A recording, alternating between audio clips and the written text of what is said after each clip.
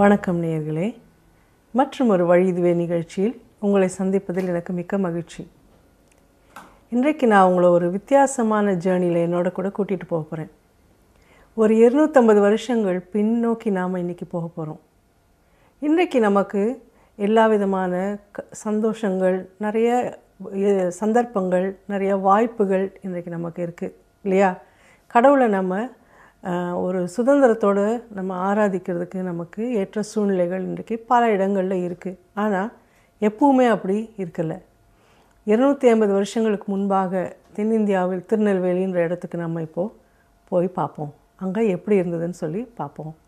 அப்போது மின்சாரம் கூட இல்லை. நிறைய இப்போ இருக்கிற அநேக டெக்னாலஜிக்கல் அட்வான்ஸ்மெண்ட்ஸ் எதுவும் அப்போது இல்லை. இப்போ இருக்கக்கூடிய நிறைய கேஜெட்ஸ் அப்போது இல்லை. மட்டுமல்ல, சமுதாயத்திலும் கூட ஜனங்களுக்கு பலருக்கு தங்களுடைய உரிமைகள் தெரியலை. அதிகமான உரிமை மீறல்கள். நிறைய பேரை அவங்களுடைய ஜாதியின் அடிப்படையில் அல்லது நிறத்தின் அடிப்படையில் அல்லது ஆண் பெண் என்ற அடிப்படையில் பாகுபடுத்தப்பட்டு வேறுபடுத்தப்பட்டு நின்றவர்கள் உண்டு. சமூகத்தின் விளிம்பு நிலையில் இருந்தவர்கள் அநேகம் உண்டு இல்லையா? அப்படிப்பட்ட ஒரு சூழ்நிலையில் வாழ்ந்தவர்கள் உண்மையாகவே நினச்சி பார்க்கும்போது எவ்வளோ கஷ்டப்பட்டிருப்பாங்க இல்லையா? அப்படிப்பட்ட ஒரு காலகட்டத்தில் தான் வெள்ளைக்காரர்கள், அதாவது பிரிட்டிஷர்ஸ் இந்தியாவை ஆண்டு கொண்டிருந்தார்கள் இல்லையா? அப்போ அந்த திருநெல்வேலியில் வாழ்ந்த ஒரு பொண்ணை பற்றி உங்களுக்கு நான் இப்போது சொல்ல போகிறேன். அவளுடைய பெயர் கோகிலா. அவள் ஒரு மராத்திய பிராமண குடும்பத்தில் பிறந்த ஒரு பெண். அவளுடைய அப்பா அம்மா அவள் சின்ன வயசாக இருக்கும்போதே இறந்துட்டதுனால அவளுடைய தாத்தா அவளை வளர்த்தாரு. அவர் வளர்த்து அவளை அவளை விட அதிக வயசு உள்ள ஒருவருக்கு, ஒரு 40 வயசுக்காரருக்கு அந்த சின்ன பொண்ணை கல்யாணம் பண்ணி கொடுத்தாரு. கொஞ்ச நாட்களிலேயே அவளுடைய கணவன் இறந்து விட்டான். அப்போது அந்த காலத்தில் இருந்த வழக்கப்படி அந்த பெண்ணும் அந்த அந்த கணவனை எரிக்கிற அந்த சிதையில் போய் அவளும் விழுந்து அவளும் மறிக்கணும். அதுதான் அப்போ இருந்த ஒரு வழக்கம். அப்படி தான் அவளை பண்ண சொன்னாங்க. ஆனால் அவளுக்கு அப்படி செய்ய இஷ்டம் இல்லை. யாருக்கு தான் உயிரோடு போய் சாகிறதுக்கு மனசு வரும் இல்லையா? அப்போ அந்த பொண்ணை காப்பாற்றினது ஒரு ஆங்கிலேய போர் வீரர், ஒரு English army officer called Henry Littleton. அவர் அந்த பெண்ணை காப்பாற்றினார். அந்த பொண்ணு அவரோடவே வாழ்ந்தா. அப்போ கொஞ்ச நாட்களுக்கு பிறகு அவர் அவரோடு கூட இருக்கும்போது அவர் கடவுளை பற்றி அவரிடத்துலேருந்து அதிகமாக அறிந்து கொண்டார். he was an inspiration to her and she became very deeply involved in Christianity, in the faith. அவள் அந்த விசுவாசம் அதிகமாக ஆரம்பித்தது. அவரை பார்த்து அவர் ரொம்பவும் இன்ஸ்பயர் ஆனார். சில நாட்களுக்கு பிறகு, சில வருஷங்களுக்கு பிறகு அவரும் மரித்து விட்டார். ரெவரண்ட் ஷ்வார்ட்ஸ் அப்படின்னு அப்போ ரொம்பவும் பிரபலமாக இருந்த ஒரு மிஷினரி, இங்கிலீஷ் மிஷினரி. அவர் தஞ்சாவூர்லேருந்து திருநெல்வேலிக்கு இவளுக்கு ஞானஸ்நானம் கொடுத்து கிளாரிண்டா அப்படிங்கிற பேர் அவளுக்கு கொடுத்தார். கிளாரிண்டா ஒரு மிகவும் நல்லா படித்த, உலகம் அறிந்த ஒரு பெண், மிகவும் புத்திசாலியான ஒரு பெண். அவளுக்கு அந்த லிட்டில்டன் அந்த ஆங்கிலேய ஆர்மி ஆஃபீஸருடைய பொருள் அவளுக்கு இருந்தது. அவர் மூலமாக அவளுக்கு கிடைச்ச வசதிகள் அவளுக்கு ஓரளவுக்கு இருந்தது. அப்போது இந்த 1780 வருஷத்துலேருந்து 80 வருஷம் அவள் ஞானஸ்நானம் பெற்று ஷ்வார்ட்ஸ் திரும்ப போயிட்டார் திருநெல்வேலியிலேருந்து தஞ்சாவூருக்கு. அப்போ இந்த பெண் அப்போ அவளுக்கு ரொம்ப என்ன தோணுச்சுன்னா, கடவுளை ஆராதிக்க ஒரு இடம் வேண்டும். அதாவது அந்த காலத்தில் ஏற்கனவே சொன்னேன், அந்த காலத்தில் ஜாதி போன்ற வேறுபாடுகள் அதிகம் இருந்ததுனால எல்லாரும் போய் ஒரே இடத்துல இருக்க முடியாது. அப்படிப்பட்ட சூழ்நிலைகள் இருந்ததுனால இவளுக்கு மனசில் ஒரு பெரிய ஆவல் என்ன அப்படின்னா, கடவுளை எல்லாரும் சமமாக ஒரே இடத்தில் இருந்து துதிக்க ஆராதிக்க ஒரு இடம் வேண்டும் அப்படின்னு சொல்லி அவள் நினைக்கிறா. அதனால் அவள் என்ன பண்ணா, தன்னுடைய சொந்த காசை வச்சு ஒரு ஆலயத்தை கட்டினா, ஒரு கிணத்தையும் தோண்டினா. அந்த காலத்தில் கிணறு ரொம்ப முக்கியமான விஷயம் இல்லையா? எல்லாரும் போய் எல்லா இடத்துலையும் தண்ணி எடுக்க முடியாது. ஆகையினால இப்படிப்பட்ட உதவிகளை, இப்படிப்பட்ட காரியங்களை செய்கிறதுனால அது எவ்வளோ பேருக்கு பிரயோஜனமாக இருக்கும் அப்படின்னு சொல்லி ஒரு கோயிலையும் கட்டி ஒரு கிணற்றையும் வெட்டினதை பார்க்குறோம். அந்த ஷ்வார்ட்ஸ் அப்படிங்கிற அந்த போதகர் 1785 ஆண்டு திரும்பவுமாக திருநெல்வேலிக்கு வந்தார். 5 வருஷம் கழித்து வந்தார். அவர் வரும்போது இந்த கோயிலை இந்த அம்மா கட்டி தன்னுடைய சொந்த செலவில் கட்டி தயாராக வச்சுருந்தாங்க. அவர் அதை பிரதிஷ்டை பண்ணினார் என்று சொல்லி பார்க்குறோம். இப்படியாக திருநெல்வேலியின் முதல் கன்வெர்ட் வந்து இந்த கிளாரிண்டா, கோகிலா என்ற இந்த கிளாரிண்டா என்ற பிராமண பெண். அதோடு திருநெல்வேலியில் கட்டப்பட்ட முதல் கோயில், முதல் ஆலயம் கூட இந்த கிளாரிண்டா கட்டின கிளாரிண்டா சர்ச், அதுக்கு பேரே கிளாரிண்டா சர்ச் அப்படின்னு சொல்லி வச்சுட்டாங்க. மட்டுமல்ல, அது அங்கே சுற்றி இருந்த மக்கள் அதை பாப்பாத்தி கோயில் அப்படின்னு சொல்லி கூப்பிடுவாங்களாம். ஏன்னா இந்த அம்மா ஒரே பிராமண குடும்பத்தில் பிறந்திருந்ததுனால. அந்த லிட்டில்டன் அப்படிங்கிறவர் எந்த அளவுக்கு அவங்களுடைய விசுவாசத்தை அவங்களுக்குள்ளே வளர்த்திருந்தார், அது வந்து எவ்வளோ ஒரு பெரிய தாக்கத்தை அந்த இடத்தில் உண்டு பண்ணினதுன்னு சொல்லி பார்க்குறோம். அவர் போகிற இடத்துலலாம் இந்த அம்மாவும் கூடவே போய் சுற்றி தான் யாரெல்லாம் சந்திக்கிறாங்களோ அவங்கள்ட்டெல்லாம் ஆண்டவரை பற்றி சொல்லுவாங்களாம். அதனால் அவங்களுக்கு ஒரு தாகம் இருந்தது.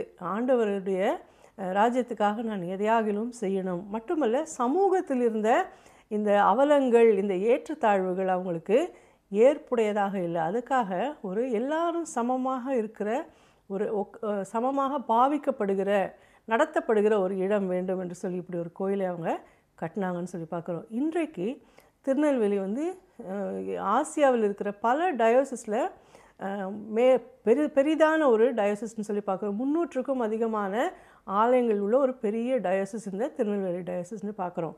அதற்கெல்லாம் மூல காரணமாக இருந்தது கிளாரிண்டா அம்மையார் கட்டின அந்த கோவில் தான். இன்றைக்கும் அந்த கோவில் 250 வருஷங்களுக்கு மேலாக ஆகியும் இன்றும் அந்த கோயில் இருக்கிறது.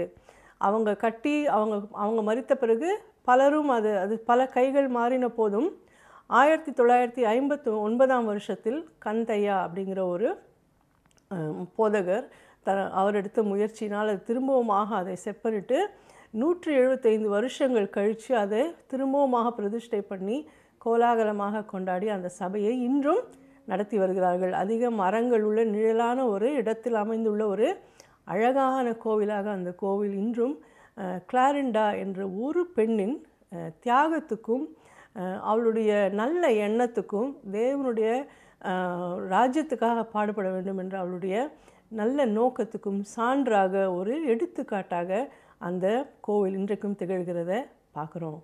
சரி, இன்னும் ஒரு 50-100 வருஷங்கள் தாண்டி 1800களுக்கு இப்போ திரும்பி நாம் அதே திருநெல்வேலிக்கு வருவோம். இப்போது இதே திருநெல்வேலியை தாண்டி தென்னிந்தியாவின் கோடியில் இருக்கிற ஒரு இடத்துக்கு நாம் இப்போ போக போகிறோம். அங்கே போகிறதுக்கு முன்னாடி அதனுடைய தொடக்கமாகிய அயர்லாந்து நாட்டுக்கு நாம் போக போகிறோம். Northern Ireland. இந்த இயர் வாஸ் 1857. அங்கே 1867. அங்கே ஒரு சின்ன கிராமத்தில் ஒரு மிகவும் கடவுள் பக்தி உள்ள டேவிட் அண்ட் கேத்ரின் அப்படிங்கிற ஒரு தம்பதி, அவங்களுக்கு முதல் மகளாக ஒரு பெண் பிறந்தாள். அதற்கு பிறகு அவர்களுக்கு 6 பிள்ளைகள் பிறந்தாங்க. மொத்தம் 7 பிள்ளைகள்.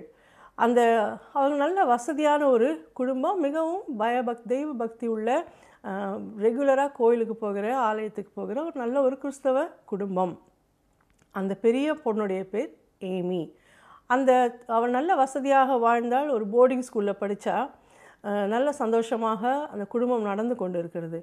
ஒரு நாள் அந்த பொண்ணு வந்து சர்ச்சுக்கு போயிட்டு அவங்க அப்பா அம்மாவோட ஆலயத்துக்கு போயிட்டு திரும்பி வருகிற வழியில் ஒரு அம்மா, ஒரு ஏழை லேடி மிக அதிகமான பாரத்தை முதுகில் சுமந்து கொண்டு வரதை பார்த்த உடனே அவளும் அவளுடைய சகோதரனும் போய் அந்த அம்மாவுக்கு உதவி செஞ்சாங்க. ஆனால் உதவி செய்யும் போதே மனசுக்குள்ளே ஏமி என்ன நினைக்கிறா, ஐயோ நம்மளை அந்த சர்ச்லேருந்து வர மற்ற வசதி படைத்தவர்கள் பக்கத்தில் நடந்து போயின்னு இருக்காங்க, அவங்க என்னை பற்றி என்ன நினைப்பாங்க, இப்படி இந்த ஒரு ஏழையான ஒரு அழுக்காக இருக்கிற ஒரு அம்மாவுக்கு நான் உதவி செய்கிறேனே, அவங்க என்ன நினைப்பாங்க அப்படின்னு மனசுக்குள்ளே நினைக்கிறாள். அப்போ அவள் காதில் ஒரு சத்தம் கேட்குது, கடவுளுடைய ஒரு குரல் அவளுக்கு கேட்குது. 1 கொரிந்தியர் 3:12 வசனம் சொல்லப்படுகிறதை அவள் காதில் கேட்குறாள். அந்த வசனம் என்ன சொல்கிறது என்று சொல்லி பார்ப்போம். ஒருவன் அந்த அஸ்திபாரத்தின் மேல் பொன், வெள்ளி, விலையேறப்பட்ட கல், மரம், புல், வைக்கோல் ஆகிய இவைகளை கட்டினால் அவனுடைய வேலைப்பாடு வெளியாகும். நாளானது அதை விளங்க பண்ணும். ஏனெனில் அது அக்கினியினாலே வெளிப்படுத்தப்படும். அவனுடைய வேலைப்பாடு எத்தன்மை உள்ளதென்று அக்கினியானது பரிசோதிக்கும். இந்த வார்த்தைகள் கேட்ட உடனே அது ரொம்பவுமாக ஏமியோட மனசை பாதிக்குது. அதுக்கப்புறம் அவங்க வீட்டுக்குள்ளே போய் அந்த பெண் அன்றைக்கு பூரா ரூமுக்குள்ளேயே இருந்து கடவுளோடு கூட இருந்தா. அன்றைக்கப்புறம் அவளுடைய வாழ்க்கை மாறிவிட்டது என்று சொல்லி பார்க்குறோம். இந்த சம்பவத்துக்கு அப்புறம் அவளுடைய மனசு முழுவதுமாக மாறி போனது. அதுக்கப்புறம் அவள் என்ன பண்ணா, சுற்றி இருக்கிற பிள்ளைகளெல்லாம் சேர்த்து மார்னிங் வர்ஷிப் அப்படின்னு சொல்லி ஒரு அமைப்பு, ஒரு சின்ன அமைப்பு ஒன்று ஆரம்பித்து பிள்ளைகள்லாம் ரெகுலராக ஜபிக்கணும், ஆராதிக்கணும் அப்படின்னு அவங்களுக்கு சொல்லிக் கொடுக்குறா. அவங்களோடு கூட அதிகமாக நேரம் செலவழித்து கடவுளை குறித்த காரியங்களில் தியானம் செய்வதில் அவர்கள் நேரம் செலவழிக்கிறாங்க. மட்டுமல்ல, ஏமி இரவு சாயங்கால வேளைகளில் மற்றவர்கள்லாம் எப்படி தங்கள் வாழ்க்கையை எப்படி வாழ்கிறார்கள், என்ன செய்கிறார்கள் அப்படின்னு சொல்லி போய் அதையெல்லாம் பார்க்கறதுக்கு போகிறா அப்படின்னு சொல்லி பார்க்குறோம். இந்த சின்ன பொண்ணான ஏமி, அவளுக்கு ப்ரௌன் கலர் ஐஸ், அவளுடைய கண்கள் ப்ரௌன் கலரில் இருந்தது. அவளுக்கு அதிகமாக தேவன் மேலே நம்பிக்கையும் விசுவாசமும் இருந்தது. அவள் என்ன பண்ணா, தனக்கு நீல கலரில் கண் வேணும்னு ரொம்ப ஆசைப்படுறாள். அதனால் என்ன பண்ணுறா, டெய்லி கடவுள்கிட்ட ஜெபம் பண்ணுறான், எனக்கு வந்து என் கண் கலரை நீளமாக மாற்றிருங்க அப்படின்னு சொல்லி ஜெபம் பண்ணுறாள். அவன் உறுதியாக என்ன நம்பினானா, ஒரு நாள் நான் தூக்கத்துலேருந்து எழுந்துக்கும் போது என் கண் கலரு ப்ளூவாக மாறி இருக்கும் அப்படின்னு சொல்லி உறுதியாக நம்பினான். ஆனால் அப்படி நடக்கவே இல்லை. அதுக்கப்புறம் என்னாச்சு, அவங்க அப்பா திடீர்னு இறந்து போனார். ஆகினால அவங்க அப்பா நடத்தி கொண்டிருந்த மில் அதை அவங்க கையை விட்டு போயிடுச்சு. இப்போ ஏமி மூத்த பெண்ணானதுனால அவள் தன்னுடைய தம்பி தங்கைகளை அவங்கள காப்பாற்ற வேண்டிய ஒரு சூழ்நிலை, அம்மாவோடு சேர்ந்து அவளும் வேலை செஞ்சு அவங்கள காப்பாற்ற வேண்டிய ஒரு சூழ்நிலைக்கு தள்ளப்படுறா. அவள் வேலைக்கு போக வேண்டிய சூழ்நிலை வந்ததுனால YWCAல போய் வேலை செய்கிறா. அங்கே வேலை செய்யும் போது பக்கத்தில் இருக்கிற மில்ஸ் இருக்கும் இல்லையா, அதில் இருக்கிற சில பெண்கள், அவங்க வந்து ஏழை பெண்கள் வேலை செய்கிறாங்க. அவங்களுக்கு வச்சுருக்கிற பேர் என்னென்னா ஷாலீஸ். ஏன் அப்படி ஷாலீஸ் அப்படின்னா, அவங்களுக்கெல்லாம் வசதி இல்லாதனால அவங்களுக்கு தலையில் தொப்பி போட்டுக்க முடியாது. அந்த காலத்தில் வெள்ளைக்கார பெண்களெல்லாம் தலையில் தொப்பி போட்டுப்பாங்க, ஹேட், விதவிதமாக அழகழகான பல விதமான நிறங்களில் போட்டுப்பாங்க. ஆனால் இந்த பெண்களுக்கெல்லாம் வசதி இல்லாதனால அவங்க என்ன பண்ணுவாங்க, ஷால், நம்ம துப்பட்டாவை போல் ஒரு துணியை தலையில் போத்திப்பாங்களாம். அதனால் அவங்களுக்கு ஷாலீஸ் அப்படின்னு பேர். ஷாலீஸ்ன்றது ஒரு ரொம்ப ஏழ்மையானவங்க அப்படின்னு குறிக்கிற ஒரு விஷயம். ஆனால் ஏமி அவங்களோடெல்லாம் போய் நேரம் செலவழித்து அவங்களையெல்லாம் தன்னுடைய ஆலயத்துக்கு வரும்படியாக கூப்பிடுறா. அவங்களும் இவளோட ஆலயத்துக்கு வராங்க. ஆனால் இந்த ஆலயத்தில் இருக்கிற மற்ற வசதி படைத்தவங்களுக்கு அவ்வளோவா இது பிடிக்கல. இந்த மாதிரி ஏழ்மையாக இருக்கிறவங்க நம்ம கோயிலுக்கு வராங்களேன்னு சொல்லி அவங்களுக்கு பிடிக்கல. உடனே ஏமி என்ன பண்ணா, ஒரு அட்வர்டைஸ்மெண்ட்டை பார்க்குறா. 500 பவுண்ட் இருந்தால் ஒரு தகரத்தில் ஆன ஒரு ரூமை கட்ட முடியும், அதுக்கான எல்லா விஷயத்தையும் அவங்க கொடுப்பாங்க, நீ அதை அசம்பிள் பண்ணி நீ கட்டிக்க முடியும் அப்படின்னு சொல்லி பார்க்குறா. உடனே போய் அவன் நிறைய எல்லாருக்கிட்டையும் காசு கேட்டு டொனேஷன் வாங்கி அந்த டின் ஹவுஸை வாங்குறான். யாரோ அவளுக்கு ஒரு நிலத்தை கொடுக்குறாங்க, நீ இதில் போட்டுக்கோ அந்த ஆலயத்தை அப்படின்னு சொல்லி. அவள் உடனே அந்த டின் இதெல்லாம் அசம்பிள் பண்ணி ஒரு தகரத்தாலான ஒரு ஆலயத்தை கட்டி அந்த ஆலயத்துக்கு வெல்கம் ஹால், அதாவது நீங்கள் இங்கு வரவேற்கப்படுகிறீர்கள் அப்படின்னு சொல்லுகிற அர்த்தமுள்ள ஒரு பேர் அதுக்கு வச்சா. அந்த சபையின் பேர் டின் டேபர்னாக்கிள், அந்த இடத்தின் பேர் வெல்கம் ஹால். அங்கே வந்து ஒரு பெரிய போர்டு வைக்கிறா, எல்லாரும் இங்கே வரவேற்கப்படுகிறீர்கள், ஆல் ஆர் வெல்கம். நீங்கள் உங்கள் ஒர்க்குக்கு போட்டுக்கிற ட்ரெஸ்லேயே, நீங்கள் வேலைக்கு போகும்போது என்ன ட்ரெஸ்ஸில் இருக்கீங்களோ அதே ட்ரெஸ்லேயே நீங்கள் வரலாம் அப்படின்னு சொல்லி அப்படி ஒரு இடத்த அவள் உண்டாக்குனதை பார்க்குறோம். அப்படி சின்ன வயசுலேயே அதிகமாக தேவனுடைய ஆலயத்தை குறித்து, தேவனுடைய ராஜ்யத்தை குறித்து அதிக அக்கறை உள்ளவளாக அவள் இருக்கா. அப்புறம் அவங்க அப்பா மரித்ததுனால அவளை ஒரு கெஸ்விக் கன்வென்ஷன் அப்படிங்கிற ஒரு ஆர்கனைசேஷனை நடத்துகிற ஒருத்தர் அவளை தத்தெடுக்கிறார். அப்போ அப்படி ஒரு கன்வென்ஷனில் ஹட்சன் டெய்லர் அப்படிங்கிறவர் பேசுறதை அவள் கேட்கும்போது, தன்னுடைய 20வது வயதில் நிச்சயமாக நானும் இந்த மாதிரி அவர் மிஷினரி வேலையை பற்றி சொல்லும்போது நானும் அதை போல் ஆகணும் அப்படின்னு அவள் நினைக்கிறாள். தன்னுடைய 25 வயசு இருக்கும்போது அவள் அந்த வேலைக்கு போகலாம், மிஷினரி வேலைக்கு போகலான்னு கேட்கும்போது அவளை ரிஜெக்ட் பண்ணிட்டாங்க. அவள் நிராகரிக்கப்படுறா. ஏன்னா அவளுக்கு உடம்பு சரியில்லை, அவளுக்கு நியூரால்ஜியா அப்படிங்கிற ஒரு நோய் இருக்குது. ஆகையினால உனக்கு வந்து நீ போக முடியாதுன்னு சொல்லி ரிஜெக்ட் பண்ணிடுறாங்க. ஆனால் ஏமி எதுக்கும் கவலைப்படுகிற ஒருத்தர் அல்ல. எல்லா விதமான ரிஸ்கையும் எடுக்கக்கூடிய ஒரு தைரியம் உள்ள ஒரு மனசை உடைய ஒரு பெண். அவள் தன்னோட 28வது வயதில் அவள் என்ன பண்ணுறா, இல்லை நான் எப்படியும் மிஷினரியாக போவேன்னு சொல்லிட்டு ஜப்பான், சைனா நாடுகளுக்கு போயிட்டு 15 மாதங்கள் அங்கே கழித்து விட்டு இந்தியாவுக்கு வந்தாள். இந்தியாவுக்கு வந்ததுக்கப்புறம் இதுதான் என்னுடைய காலிங், இதுதான் என்னுடைய அழைப்பு அப்படிங்கிற ஒரு நிச்சயம் அவள் மனசுக்குள்ளே வந்த உடனே இந்தியாவில் டோனாவூர் அப்படிங்கிற ஒரு தென்னிந்தியாவின் கடைக்கோடியில் இருக்கிற ஒரு ஊரில் அவள் தன்னுடைய ஊழியத்தை ஆரம்பிக்கிறத பார்க்குறோம். அந்த தன்னுடைய 28வது வயதில் வந்த ஏமி கார்மைக்கேல் 55 வருஷங்கள் இந்தியாவிலே இருந்து திரும்பி தன்னுடைய நாட்டுக்கு போகவே இல்லை. கல்யாணமும் செஞ்சுக்கல, திரும்பி போகவும் இல்லை. அவங்க அந்த ஊரில் இருக்கும்போது அப்போ இருந்த ஒரு வழக்கம் என்ன அப்படின்னா, சின்ன பிள்ளைகள் பெண்களுக்கு 7-8 வயசு பெண்களுக்கு பொட்டு கட்டுறது அப்படின்னு ஒரு வழக்கம் உண்டு. அதாவது எப்படின்னா, அந்த பெண்களை அந்த கோவிலுக்கு நேர்ந்து விட்டுருவாங்க. அந்த கோவில் இருக்கிறவங்க தான் அதாவது அது ஒரு என்ன சொல்ல, தவறாக அந்த பெண்களை பயன்படுத்துவதற்கான ஒரு சமூகத்தால் அங்கீகரிக்கப்பட்ட ஒரு வழக்கமாக அது இருந்து வந்தது.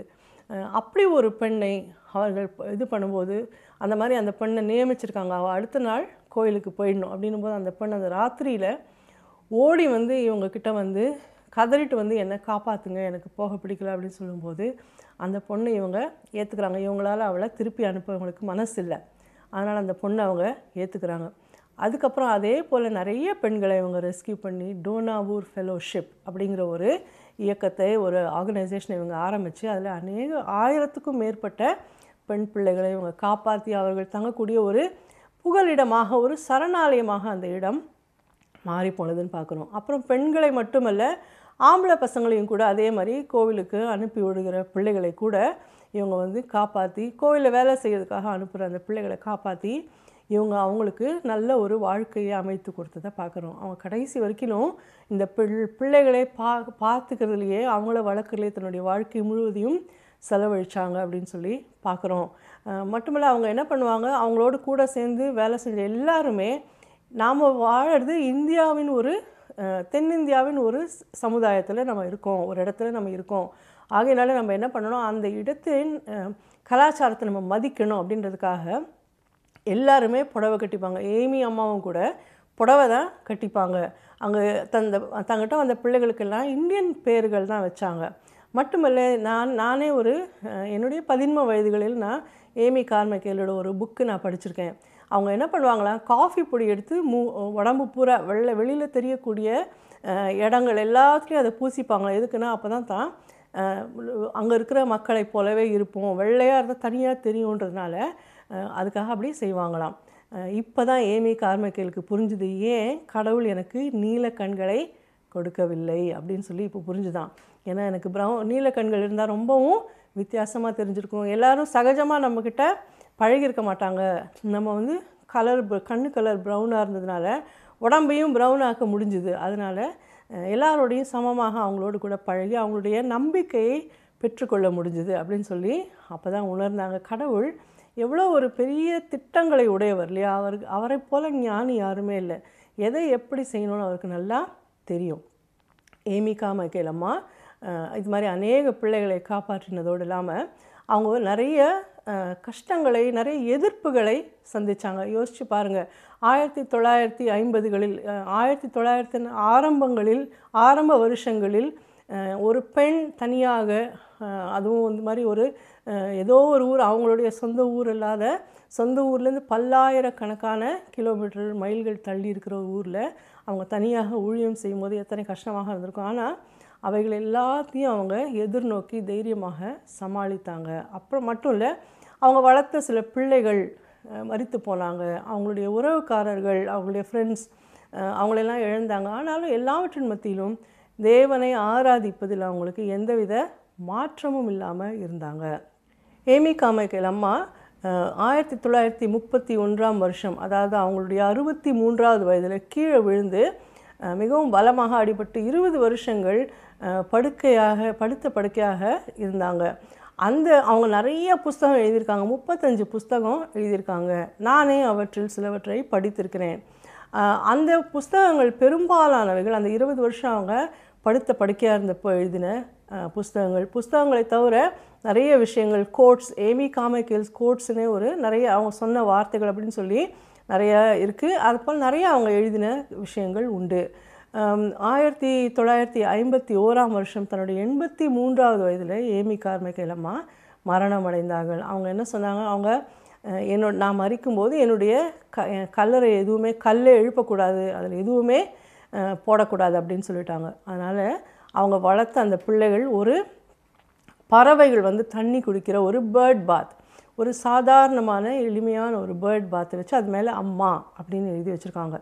அம்மானா என்ன நமக்கெல்லாம் தெரியும். ஆகையினால ஏமி காமைக்கேல் அவங்க தங்களுடைய அம்மா அப்படிங்கிறது குறிக்கும் விதமாக அதை எழுதி வச்சுருந்தாங்கன்னு சொல்லி பார்க்குறோம். ஏமி காமைக்கேல் 55 வருஷங்கள் வாழ்ந்தாங்க. ஒரு நாள் கூட அவங்க திரும்பி தன்னுடைய சொந்த ஊருக்கு போகவே இல்லை. எப்படி அவங்க வசதியான இடத்திலிருந்து வந்தும் ஒரு எளிமையான ஒரு வாழ்க்கை வாழ்ந்ததை பார்க்குறோம். கிளாரண்டாவும் சரி, ஏமி காமைக்கேலும் சரி, எளிமை மட்டுமல்ல தியாகமான வாழ்க்கை வாழ்ந்ததை பார்க்குறோம். இன்றைக்கு இவர்களுடைய இந்த வாழ்க்கைகள், இவர்கள் செய்த தியாகங்கள், இவர்கள் கொடுத்தவைகள் இதெல்லாமே கூட இன்றைக்கி அதிகமாக நினைக்கப்படுவதில்லை. அதனால தான் நான் இன்றைக்கி இதை பற்றி உங்களோட பேசுகிறேன். ஏன்னா இதே போல் நிறைய பேர் இருக்காங்க. இன்றைக்கு இவர்கள்லாம் ஒரு கோதுமை மணியை போல தங்களை விதைத்தார்கள். இயேசு சொல்கிறார், கோதுமை மணியானது செத்ததையாகில் மிகுந்த பலனை கொடுக்கும். யோசிச்சு பாருங்கள், ஒரு கோதுமை மணி இருக்குது, அது அப்படியே தான் இருக்கும். அதை நிலத்தில் விதைச்சா என்னாகும்? அதுலேருந்து வர செடியில் பல்லாயிரக்கணக்கான கோதுமை மணிகள் பிறக்கும். ஆனால் நம்ம விதைச்ச கோதுமை மணியை நம்ம திரும்பி பார்க்குறதே இல்லை. ஏன்னா அது செத்து மடிஞ்சு ஒரு செடியை உண்டாக்குது. அதை போல தான் இவர்களை போன்றவர்கள் தங்களை சாகும்படியாக கொடுத்து, தங்களுடைய சுயத்துக்கு மறித்து, தேவனுக்கு தங்களை ஒப்பு கொடுத்து, தங்களை தியாகமாக கொடுத்ததுனால தான் இன்றைக்கு திருநெல்வேலியில் அவ்வளோ அதிகமாக ஆண்டவரை அறிந்தவர்கள் உண்டு. எத்தனை ஆலயங்கள் இருக்கிறது. திருநெல்வேலியில் மட்டுமல்ல, உலகத்தில் எங்குமே கூட எவ்வளோ இடங்களிலே இதை போன்ற தங்களை தியாகமாக ஒப்பு கொடுத்த அநேகர் தேவனுடைய ராஜ்யத்தில் கோதுமை மணியை போல விதைக்கப்பட்டு இன்றைக்கு நாமெல்லாம் அதனால் விளைந்த பலனாக அவர்களுடைய தியாகத்தின் பலனை அனுபவித்து கொண்டிருக்கிறோம். ஆனால் இன்றைக்கு நாம் இவங்களெல்லாம் நினைவு கூறுகிறதோடு மட்டுமல்லாமல் இவங்களுடைய மாதிரியையும் கூட பின்பற்றணும். இன்றைக்கு தேவனுடைய ஊழியக்காரர்கள் என்று சொல்லி கொள்ளுகிறவர்கள் படாடோபமான ஆடம்பரமான வாழ்க்கை வாழ்வதை பார்க்குறோம். நமக்கு வேண்டிய வசதிகள் இருக்கணுன்றத இல்லைன்னு நான் சொல்லலை, நமக்கு எதுவுமே இல்லாமல் நம்ம கஷ்டப்படணும்னு நான் சொல்லலை. ஏமி காமைக்கேல் அம்மாவும் சரி, கிளாரண்டாவும் சரி, அவங்களுடைய சாப்பாட்டுக்காக ஒரு நாளும் கஷ்டப்பட்டதாக எனக்கு தெரியல. ஆனாலும் அவர்கள் எளிமையாக வாழ்ந்து தங்களுக்கு இருந்த எக்ஸ்ட்ரா ரிசோர்ஸஸ், அதிகப்படியான விஷயங்களை அதாவது உண்ணவும் முழுக்கவும் இருந்தால் போதும் என்று நினைத்து மிச்சம் இருந்ததை மற்றவங்களுக்கு கொடுத்து ஒரு அன்கண்டிஷ்னல் லவ் காமிச்சதை நம்ம பார்க்குறோம். இன்றைக்கு இவர்கள் போன்றவர்கள் தான் நமக்கு முன்மாதிரிகளாக இருக்கணும். முக்கியமாக ஊழியத்தில் இவர்களை போன்றவர்கள் நமக்கு நல்ல ஒரு முன்மாதிரியாக இருக்கணும். நாமும் கூட நம்முடைய சுயத்துக்கு மறித்து கிறிஸ்துவுக்குள் பிழைத்திருந்து கோதுமை மணியைப் போல நம்மை நாமே ஒப்பு கொடுத்து கிறிஸ்துவுக்காக வாழவும், அவருடைய ராஜ்யம் கட்டப்படும்படியாக நம்மால் முடிஞ்சதை நாம் செய்யவும், செலவழிக்கப்படவும் நம்மை ஒப்பு கொடுப்போம். ஆண்டவர் தாமே இவைகளை செய்ய நமக்கு உதவி செய்வாராக.